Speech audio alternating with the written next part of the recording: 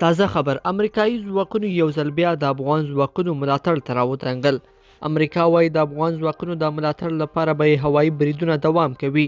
ځینو امریکایي چارواکو رسنیو ته ویلي چې امریکایي ځواکونه له افغانستان څخه وتلي او تر ټولو ستره نظامي اډه یې هم افغان حکومت ته سپارلې ده.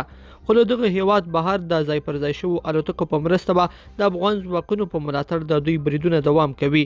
دغه امریکایي چارواکي همداراز ویلي چې د ترهګرۍ ضد فعالیتونه هم څارل کیږي او جنرال مکنزي د دې فعالیتونو د څارلو او پر وړاندې د اقداماتو د غوره کولو مسؤل ګڼل کیږي.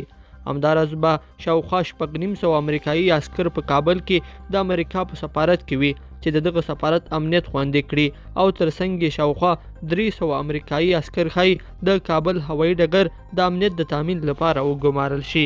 لیدونکو په دې هیله چې دا مطلب به مرا سره تر پایه پورې لیدلی وي. که مو دغه ویډیو خوښه شوه ویډیو لایک کړئ د سره او چینل ضرور سبسکرایب کړئ. تر بلې ویډیو پورې ښه وخت د لوی الله په امان.